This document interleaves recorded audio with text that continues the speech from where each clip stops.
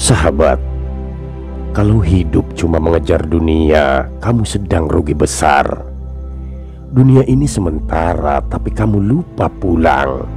Bodohnya kita yang mengaku mengenal Allah, tapi hati masih menggantungkan harapan pada dunia. Kita sholat, kita puasa, kita berzikir, tapi hati ini belum juga merasa cukup, belum benar-benar yakin bahwa Allah cukup untuk kita. Lalu apa artinya iman jika dunia masih jadi sandaran? Apa artinya tauhid jika kita masih takut kehilangan selain Dia? Wahai jiwa yang sedang tersesat dalam keramaian dunia, tidakkah engkau lelah menjadi hamba yang hanya tampak soleh di luar tapi kosong di dalam?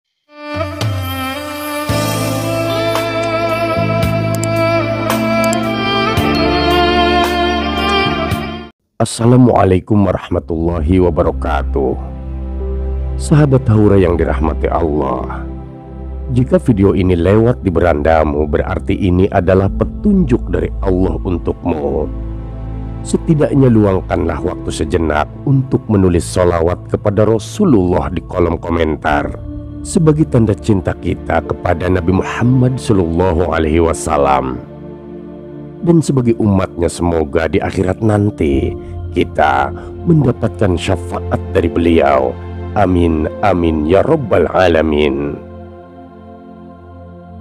Pada video kali ini kita masih akan bersama-sama mendengarkan untayan nasihat-nasihat bijak dari Sultanul Aulia Syekh Abdul Qadir Al-Jailani yang beliau tuangkan dalam kitab Fathur Rabbani. Jangan mati sebelum paham makna hidup ini. Sahabat, beliau menuturkan, tak semua yang kau genggam hari ini akan menyelamatkanmu esok hari. Jangan kira dunia yang gemerlap ini adalah rumahmu, karena ia hanya tempat singgah yang akan segera engkau tinggalkan.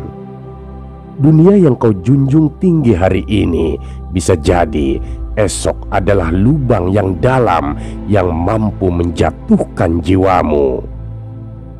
Hasan Al-Basri pernah berkata, rendahkan dunia, karena dunia demi Allah tidak baik ia kecuali setelah dihinakan.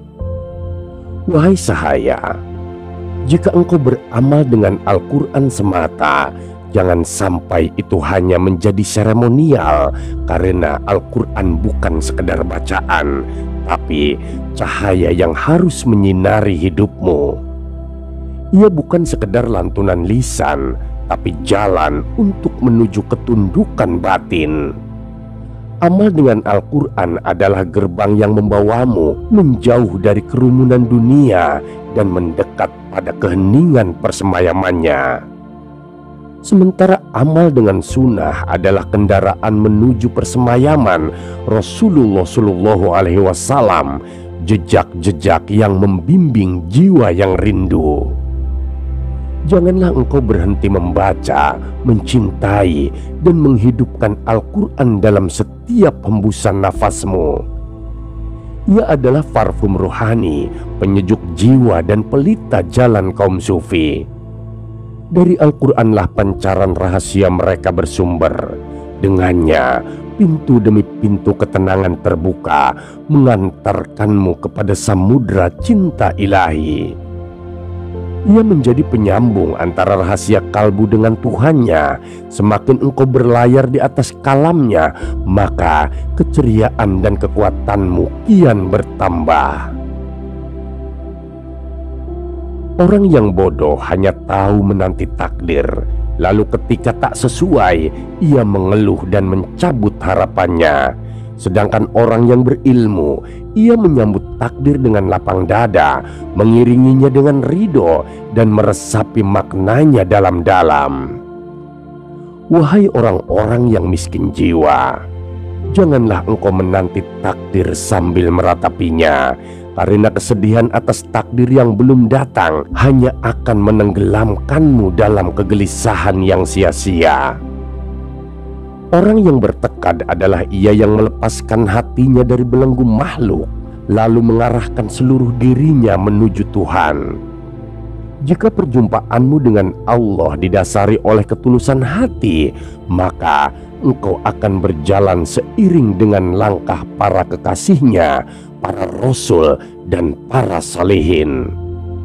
Dan jika engkau mampu mendampingi serta menolong mereka, lakukanlah, karena keberadaan mereka lebih baik daripada dunia dan isinya, dan manfaatnya tak hanya terasa di dunia, tapi juga kekal hingga akhirat. Seandainya engkau mampu menggenggam dunia seisinya, namun hatimu tak mencerminkan kejernihan hati para kekasih Allah, maka semua itu tak lebih dari debu yang berterbangan. Keagungan dunia tak mampu menandingi satu butir cinta dalam hati yang tulus kepadanya. Sebab mereka yang hatinya bersih tak terikat dunia ataupun akhirat adalah para hakim yang menghukumi segala sesuatu dengan hukum ilahi, bukan dengan hawa nafsu. Lalu bagaimana mungkin engkau hendak menyamakan dirimu dengan mereka jika seluruh keinginanmu hanya seputar makanan, minuman, pakaian dan nafsu? Engkau memburu dunia dengan rakus seolah dunia ini segalanya. Ketahuilah, pekerjaan yang hanya didasari oleh hasrat dunia semata akan menggiringmu pada kebatilan yang mencelakakan di akhirat. Dan sayangnya semakin banyak orang hari ini yang mengira bahwa kesibukan mereka mengejar dunia adalah bentuk keberhasilan. Mereka lupa bahwa keberhasilan sejati terletak pada kebeningan hati dan ketundukan pada Sang Pencipta. Dunia memang menggoda, tapi hanya bagi mereka yang lupa bahwa hidup ini fana. Sahabatku, dunia ini ibarat fata morgana.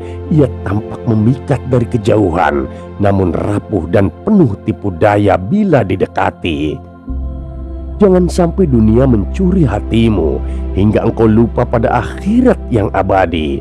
Dan jangan pula engkau memalingkan wajah dari mereka yang tulus mengarahkan hidupnya padanya. Karena dari merekalah engkau belajar tentang arti hidup yang sejati, hidup yang tak diukur dari harta dan jabatan, tapi dari seberapa dekat engkau kepada Allah. Nabi Muhammad SAW pernah bersabda, sesungguhnya Allah mempunyai 2 orang malaikat yang saban hari pagi dan sore selalu mengumandangkan panggilan, wahai Bani Adam, bersiap-siaplah untuk mati, bangkitlah untuk binasa, dan berkumpullah untuk bermusuhan. Peringatan ini bukan sekedar pesan dari langit yang mengalun dari kejauhan, melainkan sebuah dentingan yang mengetuk pintu-pintu hati, mengguncangkan relung jiwa yang tertidur. Maka betapa celaka bagi hati yang enggan untuk mendengarkannya. Betapa rugi bagi jiwa yang tetap tenggelam dalam kealpaan dunia ini. Bukankah setiap pagi dan sore adalah panggilan lembut dari Tuhanmu agar engkau bersiap untuk meninggalkan segalanya? Orang-orang beriman tak pernah memandang dunia sebagai rumah, melainkan sebagai tempat singgah. Segala tindakannya ia dasarkan pada niat yang jernih, pada tujuan yang mulia, membangun dunia bukan demi dunia itu sendiri, tetapi demi akhirat yang kekal abadi. Masjid ia makmurkan, madrasah ia bangun, pondok ia jaga, bukan karena gengsi ataupun pamrih, melainkan sebagai jalan cahaya yang menuntun umat kembali pada pangkuannya. Segala yang ia dirikan bukan untuk memburu pujian ataupun memperbesar nama. Bahkan bila semua bangunan itu hanya untuk keluarga, untuk orang miskin dan fakir, ia tetap tidak menuntut pamrih sedikit pun. Ia mengerjakan karena cinta, cinta yang mengalir dari keyakinan bahwa dunia hanyalah batu loncatan menuju negeri yang kekal abadi.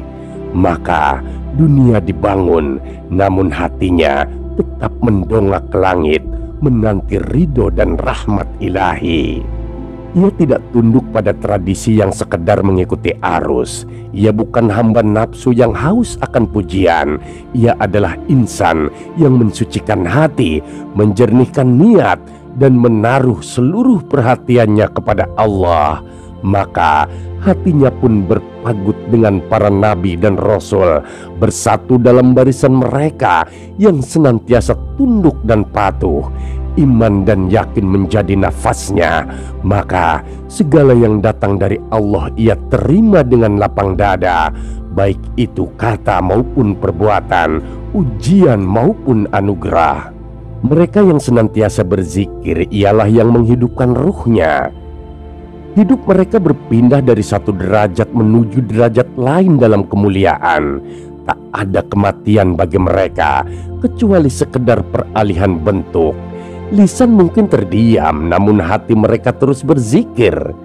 Zikir yang langgeng, zikir yang bersemayam dalam sanubari, mengalir dalam nadi, meneduhkan ruh mereka. Maka jangan heran bila engkau dapati seseorang yang tampak diam, namun di dalam hatinya terbit tasbih tanpa henti. Kesunyian baginya bukanlah kehampaan, melainkan ruang suci tempat ia bercengkrama dengan Tuhannya. Bila zikir telah mengakar, maka kebersamaan dengan Al-Haq menjadi jalan keseharian. Ia ridho atas segala perbuatannya. Ia pasrah atas takdir yang digariskan.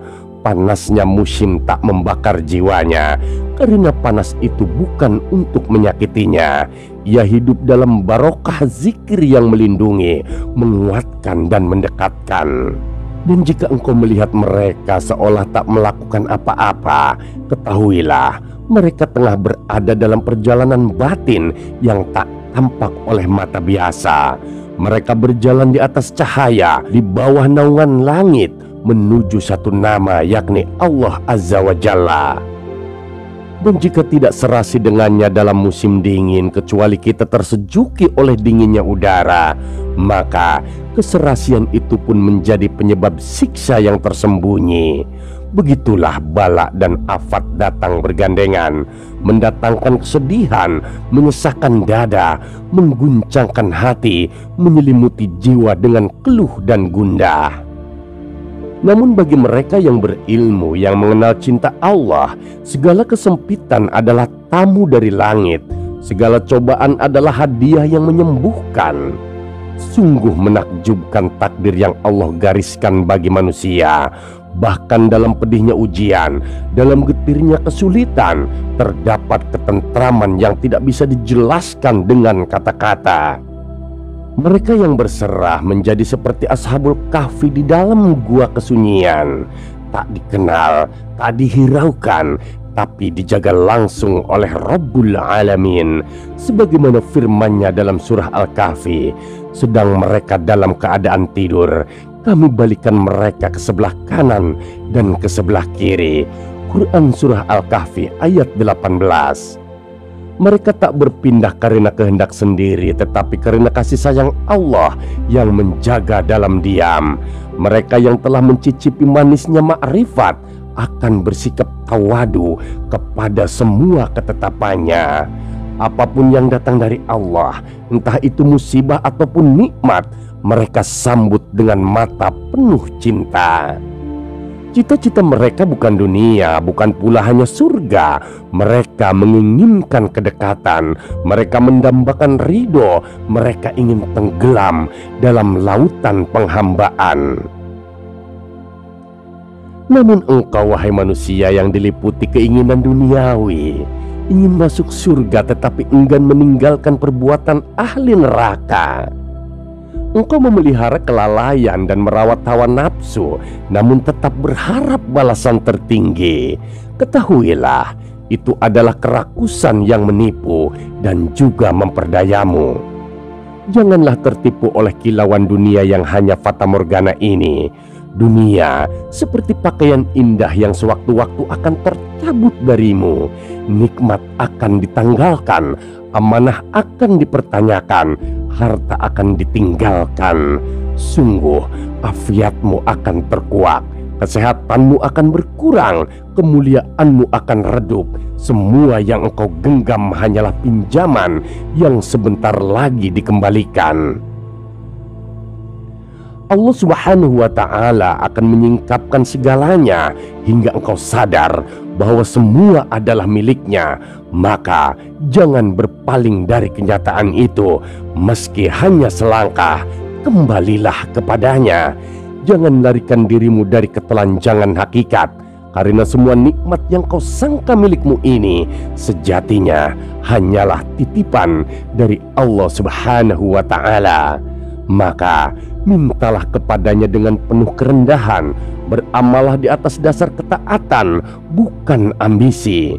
Ada seorang ulama yang bijak berkata, bersegeralah menuju Allah melalui makhluknya, dan janganlah engkau seimbangkan cinta antara dia dan mereka. Orang yang meninggalkannya sungguh telah bercerai dari segala keberkahan, dan mereka yang berbesar hati untuk mendekat kepadanya sungguh telah diperbesar kemuliaannya. Belajarlah untuk seimbang, tetapi hanya dalam timbangannya.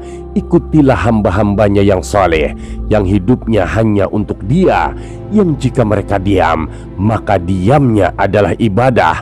Jika mereka bicara, maka ucapannya menjadi cahaya. Dan jika mereka melangkah, maka langkahnya adalah jalan pulang menuju Allah.